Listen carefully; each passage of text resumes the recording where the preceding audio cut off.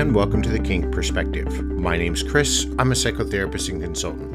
On today's show, I want to dive into a topic that's really challenging and crucial for a lot of us: disposable relationships and the impact they can have on the individuals involved and even the communities in a larger sense.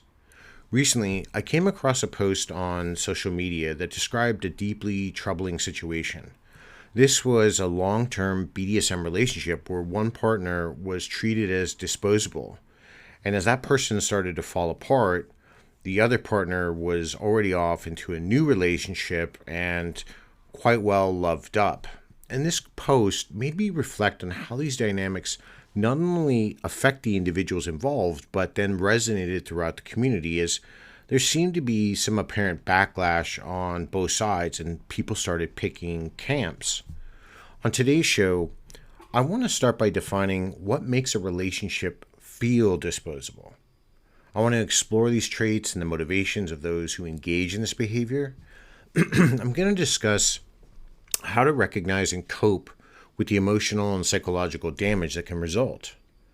So, when we talk about disposable relationships, what are we really referring to? We're talking about a relationship where one or even both parties are treated as easily replaceable or insignificant. These relationships are characterized by certain key features that make them feel, transient or superficial, like they're not really there. So I want to take you all in and dive into some of these characteristics so we can better understand what makes these relationships disposable.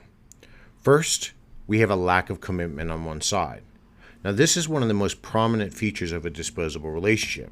It's the absence of any genuine commitment. And this means that promises and agreements are often made with the intention of not following through. The relationship lacks any depth, there's no stability, and which is something typical that would come with a long-term investment inside of a relationship. Partners might even avoid discussing their future plans or avoid making any substantial commitment, which creates this whole sense of impermanence. Next, we have emotional distance. In a disposable relationship, the emotional connection is often shallow or it's even non-existent. There's a significant lack of emotional intimacy where partners may not share their true feelings, their vulnerabilities, or even their experiences. This distance can lead to a transactional dynamic where interactions are based on immediate needs rather than any sort of deeper emotional bond. Then this really becomes the segue to what we know as the next characteristic of superficial interactions. Now, relationships that feel disposable often involve interactions that are surface level only. The conversations may revolve around trivial things rather than any sort of meaningful discussion at all. There's often a focus here on the present, the now, with little regard to building any deeper connection or understanding each other's inner worlds or feelings or even thoughts and desires. Next, we're going to be looking here at inconsistent behavior, and this is a really strong characteristic of disposable relationships. This hallmark of inconsistency inside of the behavioral pattern, it can be from one or both people. There might be frequent changes in how one partner treats the other. This leads to a lot of confusion or even instability. And the inconsistency here can create an environment where one partner feels valued and only when it's convenient for the other. Finally, there's a lack of accountability. In disposable relationships, there's often that lack of accountability for their actions and the impact on the other person. People or the other partner is not going to take any responsibility at all for their behavior or the consequences, and this ends up having a major impact on the relationship. This can lead to a cycle of hurt and disregard, further reinforcing the notion of the relationship as expendable. So, how might this impact our community?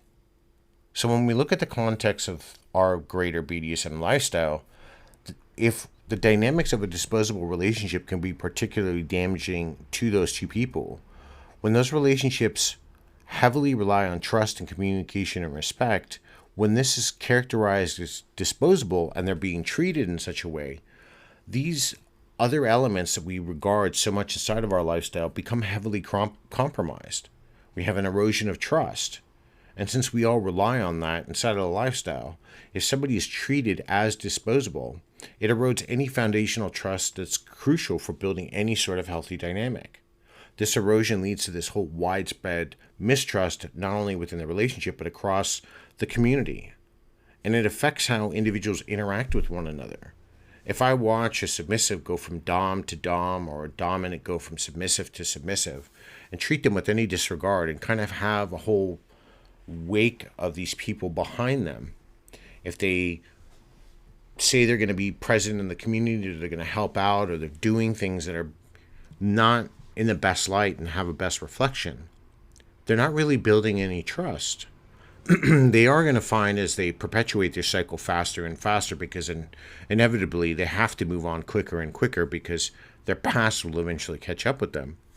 The wake of the damage is a lot larger, and a lot broader.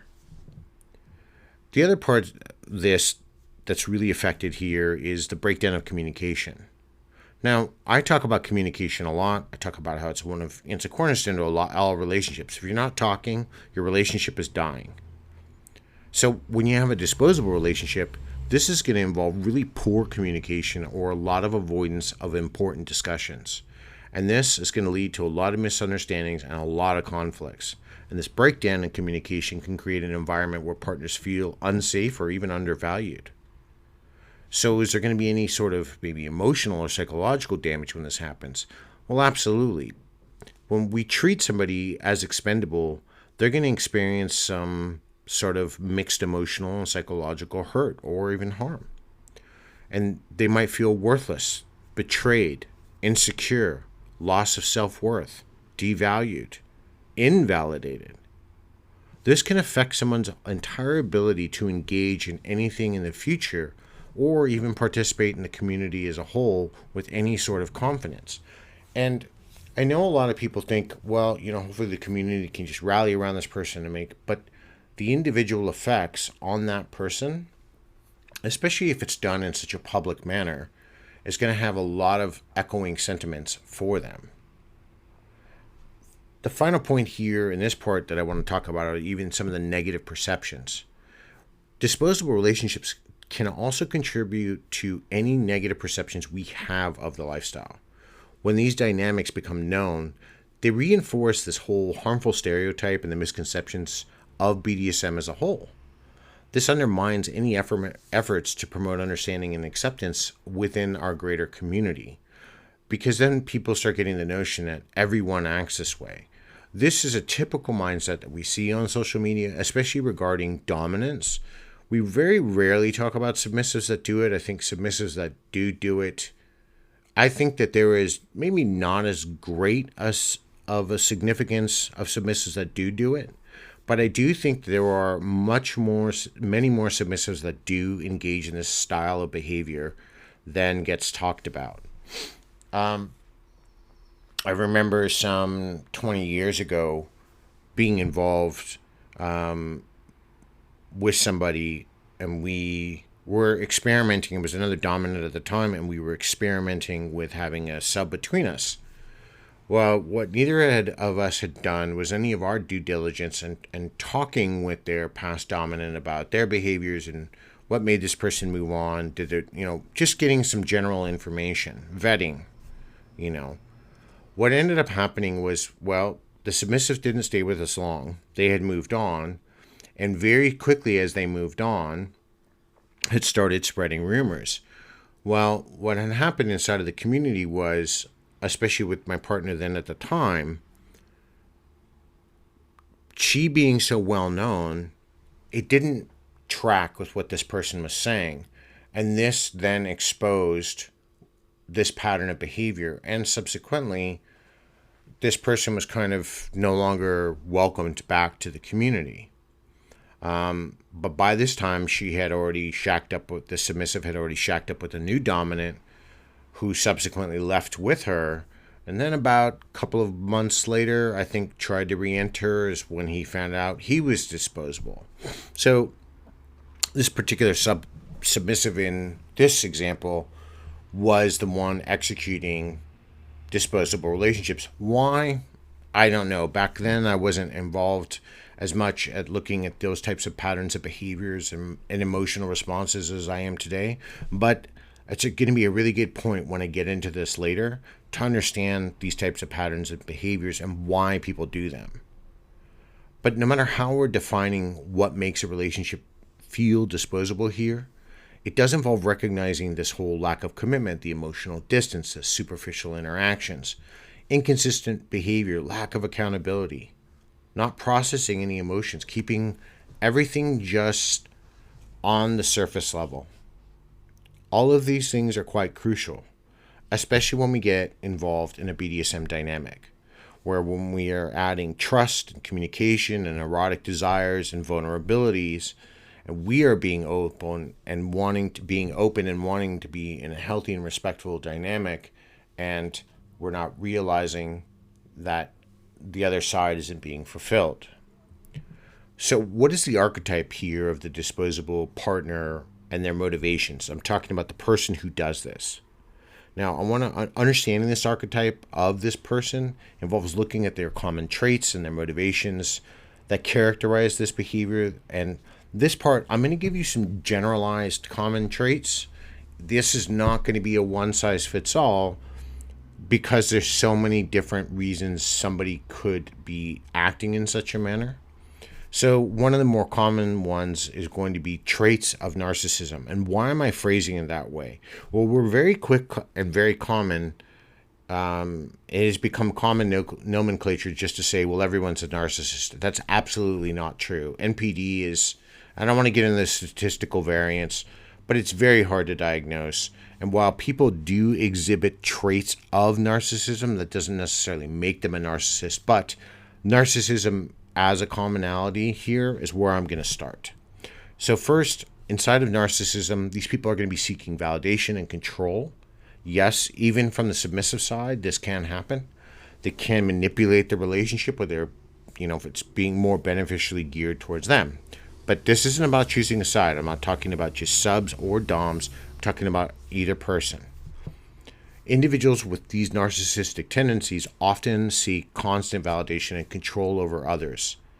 While they may have a deep-seated need to feel superior or even admired, this drives them to engage in these relationships where they can assert their dominance, even subversively. Their lack of empathy makes it easier for them to disregard the feelings and the well-being for their partners and see them as merely tools of self-gratification rather than equal individuals or partners. And there's a key point there, because when I gave you that example a couple of minutes ago, the whole point was this submissive, maybe it was an age thing or anything else, didn't treat any of her prior dominance as equals. She thought she was always better than the next person she was getting with, and once she got what she could out of them, she moved on. Well, it doesn't make this person in this context necessarily a narcissist, but it does reveal a troubling pattern. Because the whole lack of genuine connection, these types of individuals struggle with forming any type of emotional connection whatsoever. They focus on what they can extract from others rather than what they can give. And this leads to relationships that feel shallow and ultimately disposable. Next, another major trait here is manipulative behavior. Using others for personal gain.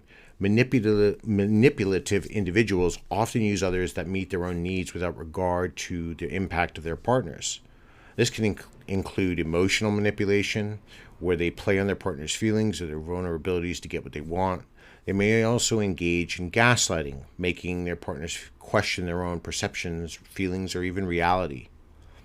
And inside of this whole manipulative behavior, you have transactional relationships where manipulators feel everything they do is there's got to be a transaction.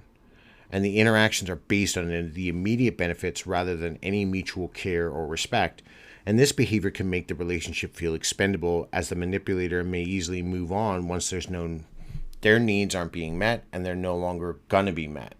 And what's interesting about this part here is when I was reading this thing on social media, I was looking at this because these were the first couple before the new couple formed had been together forever. They had seemed to have weathered the storms. There was genuine love, a lot of connection.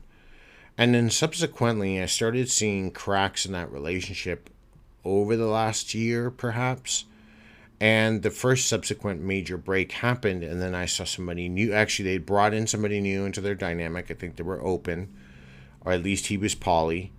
And all of a sudden, primary partner was gone, and the new partner was put in.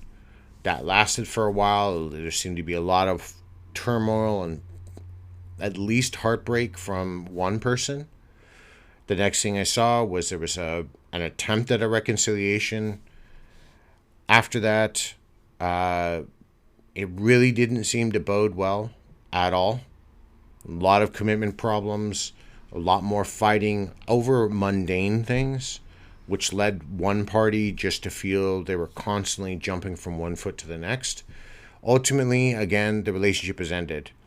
The person feels in limbo, doesn't know why, feels like it came out of the blue, and the other partner has moved on. And they have somebody new, they're all loved up. It doesn't matter.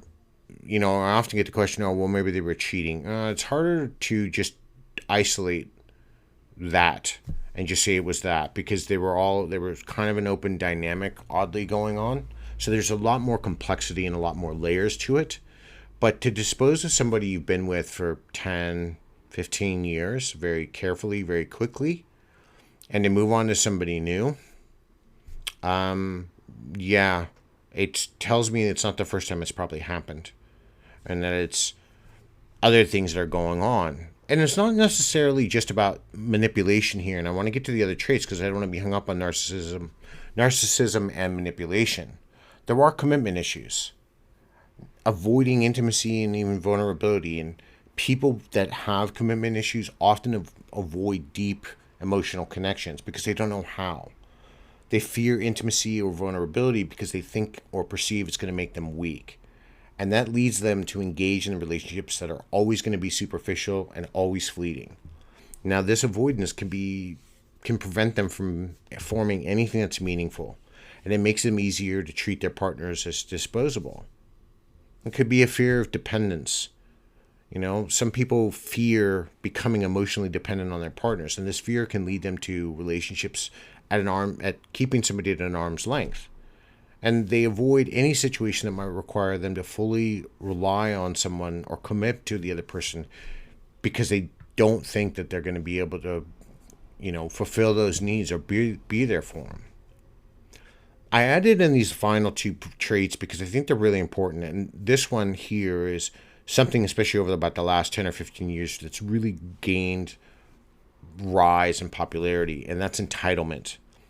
Now, there's expectations without reciprocity. A lot of people with a sense of entitlement often believe they deserve special treatment or privileges without having to offer anything in return. And that's not really how relationships work. And I'm not talking about sex. And a lot of people will go, well, that's what you're talking about. No, it's not what I'm talking about.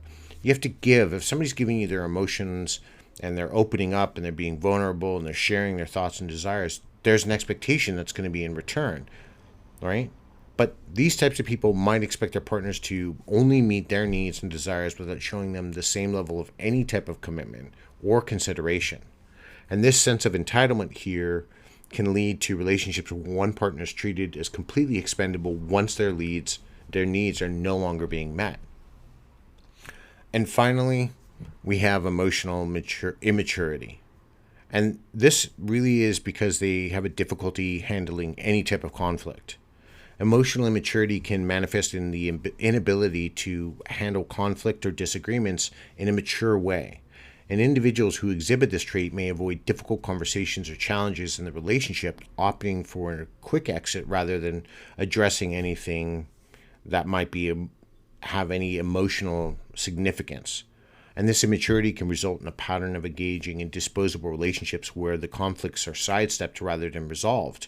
And looking at this example that I'm talking about with these people, his new partner is just the next step.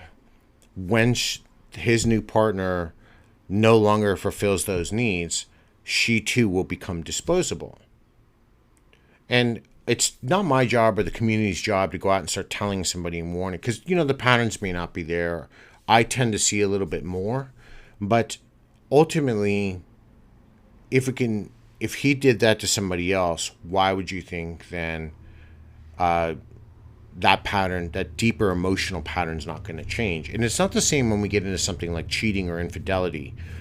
There are different reasons for that, and that's not what this show is about today. But I just wanted to bring that out there because I think a lot of people are going to jump to that's going to be one of their first things they're going to say, but it's not the same thing. So what are some of the possible motivations here? Well, we have power and control. This desire to dominate, to exert that power and control, can drive people to engage in disposable relationships because they're going to only find satisfaction in that domination and that control over them until they no longer get that control. And this is going to this could, when they're moving from person to person, could stem from a lot of insecurities or maybe even feelings of inadequacy. And individuals who feel insecure or feel powerless in other areas of their lives use these types of relationships to assert dominance and control in an unhealthy manner. And I'm saying it like that because I'm trying to drive that point home. It's not healthy to do that in any type of regard. This need for control manifests in treating others as expendable so they can retain their position of power. And people just automatically want to think this is just about dominance. It's not. Submissives do hold power. It's just in a different way. Another type of motivation here is the whole emotional avoidance, where everything, because if they keep it superficial, they can just bounce whenever they feel pressure is on. They don't have to commit, they're out. So they keep themselves emotionally distant. You don't know anything about their thoughts or their feelings. They never talk about anything, they just move forward. And like I said before, the whole point of instant gratification. And again, this has really been over the rise of, I'd say, about the last 10 or 15 years. I know a lot more people are going to probably disagree with that. But I like to call it the fast food effect, where we want it now. I want it my way. If it's not my way, I will go somewhere else and get it my way. And these types of people are only seeking relationships that provide that immediate pleasure or benefit without considering any sort of long-term impact. So I don't care how you phrase it, but it doesn't change the truth in some of that. And so what are the red flags here? And if anybody who knows me, and a lot of people do, I don't talk a lot about red flags because I kind of like to focus on the good, but if we're looking at some of the red flags here, we're going to be looking at inconsistent behavior, the avoidance of something, any type of meaningful or serious conversation, the excessiveness of focusing on their own needs and not yours. They discard or disregard your feelings completely. And they make unreliable promises. They leave you waiting and wanting, and they promise you the world without delivering you a grain of sand.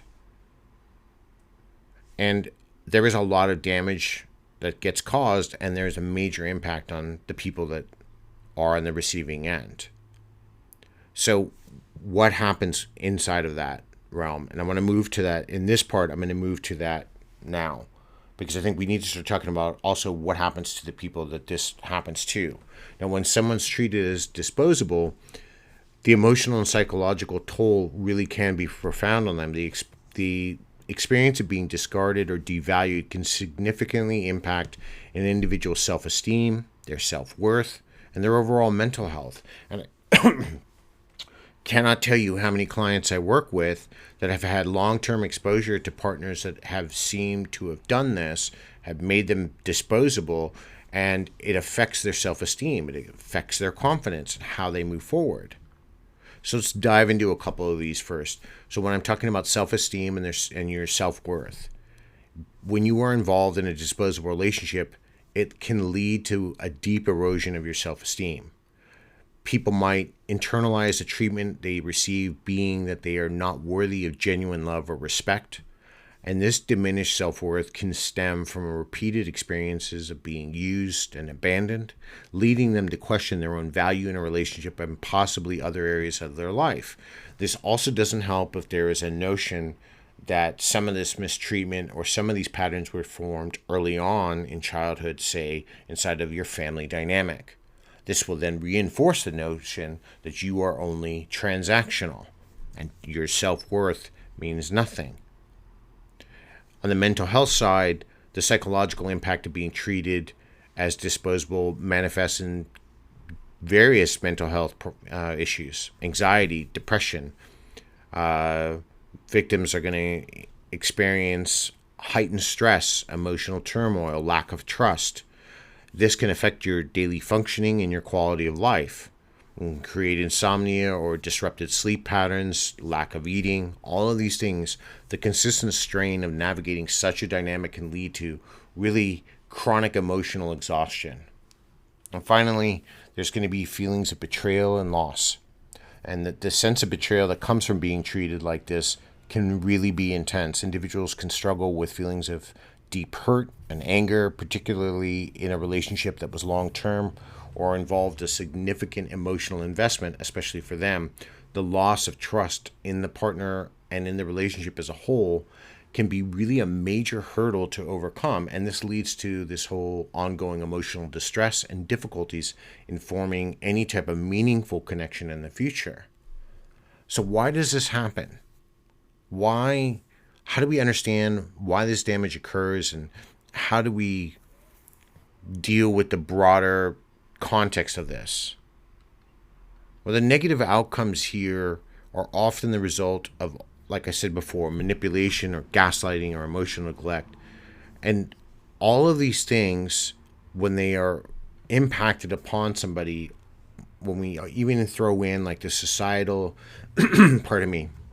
and cultural factors, it exacerbates these long-term consequences for somebody. Like I've said, first, trust issues is going to be one. They're not going to know if they're not going to know or understand how to work with somebody they feel maybe in the future if they only believe that person's going to do the same thing. So every future relationship, not all of them and not necessarily for every person, can be affected. Not necessarily, but can be.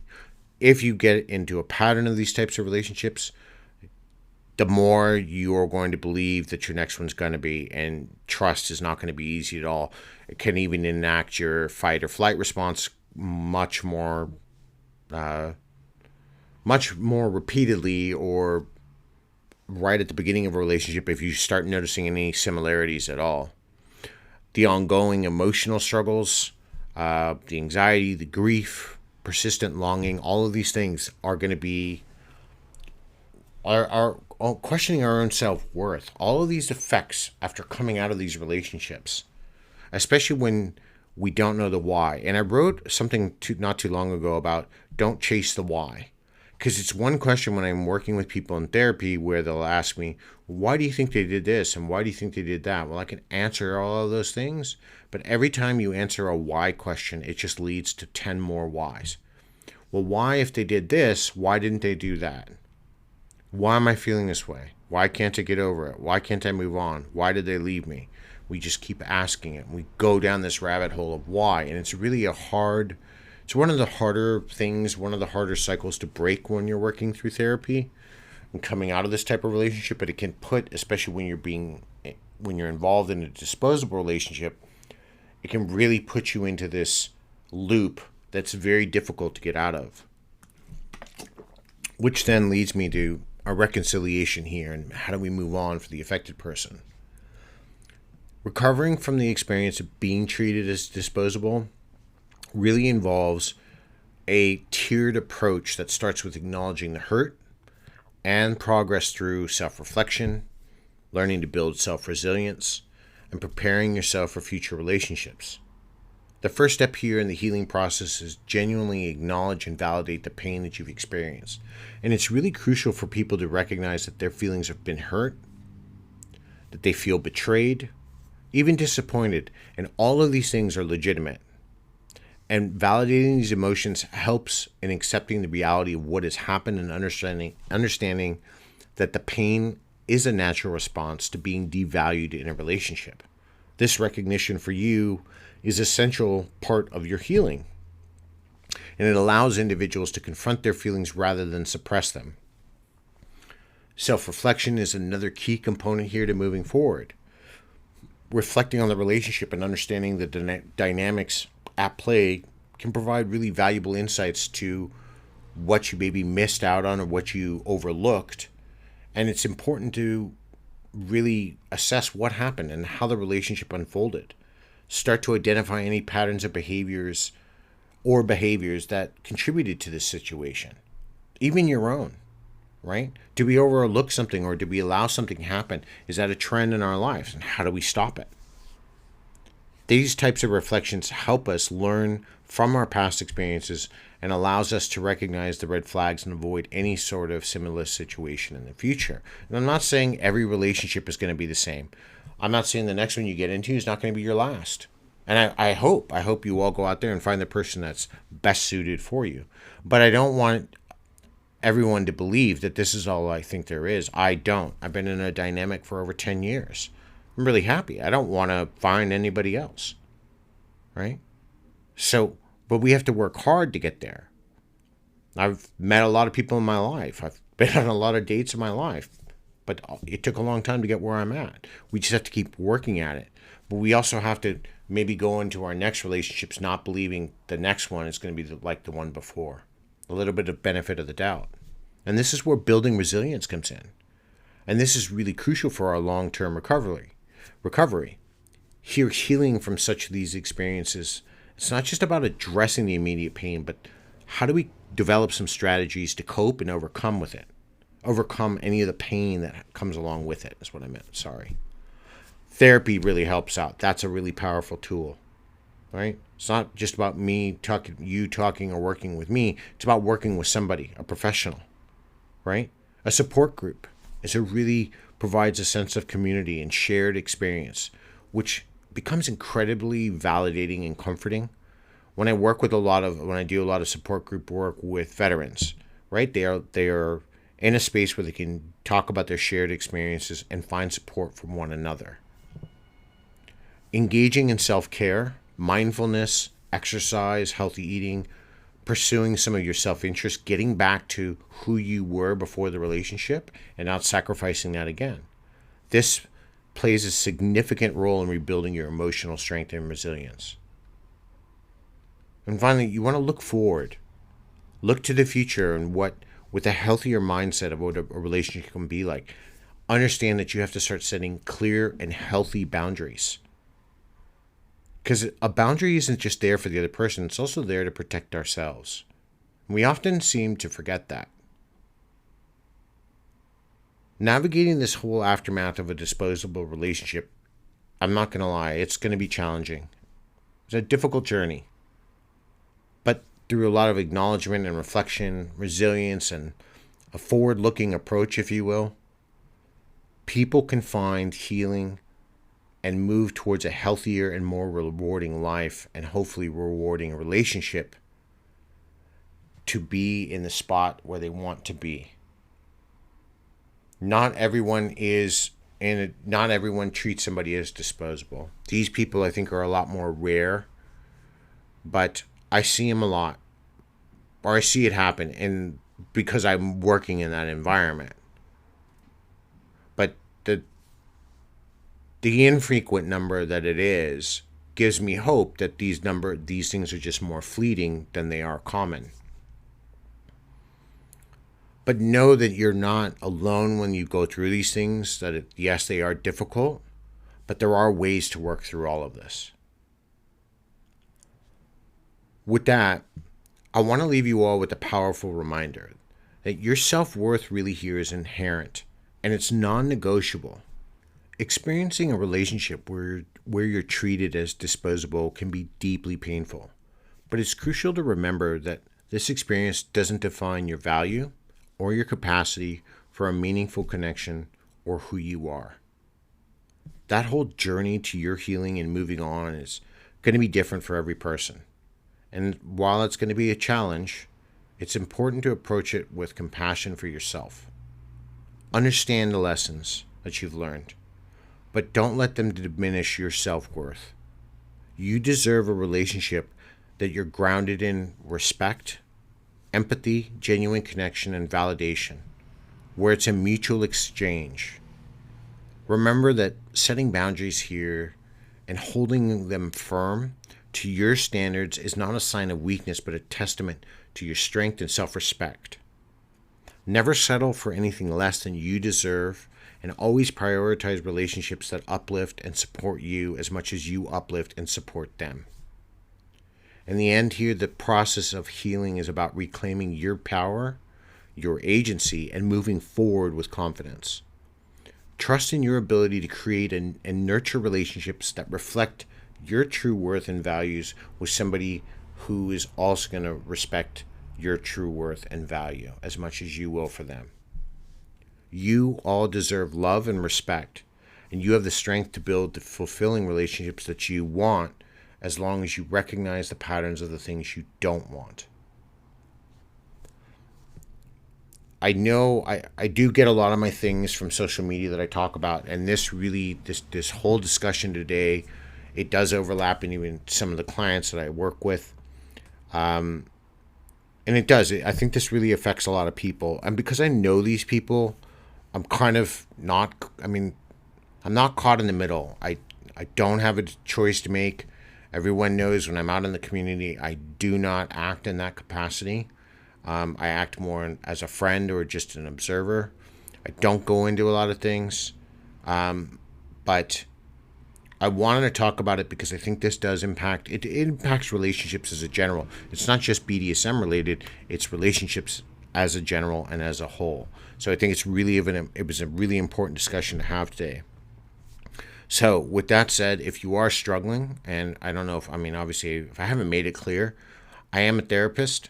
So if you are looking for somebody that has lifestyle knowledge, in the description below, you can find a link to my website, and you can go there, reach out to me. We can have a chat, and if need so, we can schedule a session to sit down and talk.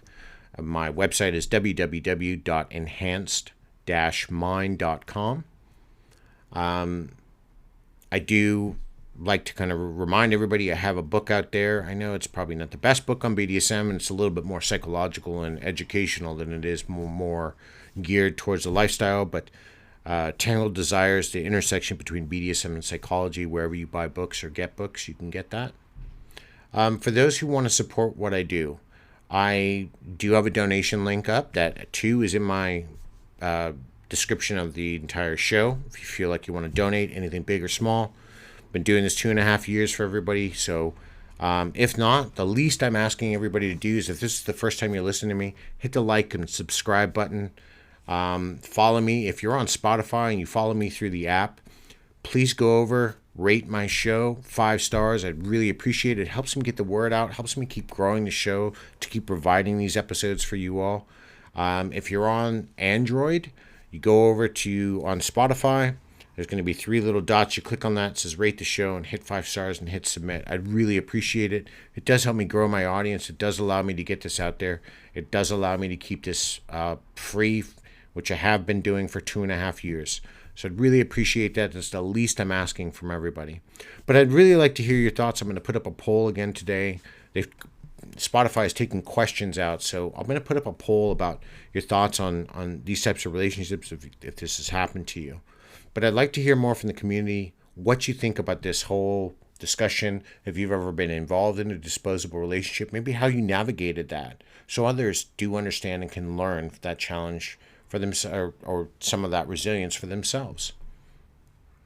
It's tough, but I promise you, if this has happened to you, that person wasn't the right person for you. They don't reflect who you are, no matter how much hurt or emotional damage they've done. You weren't worth that. You deserve better. All right? Chin up, eyes forward, eyes on the prize, and keep moving straight ahead. You're going to get where you want to be, and that's all that matters. Until next time, everybody, be safe, stay kinky.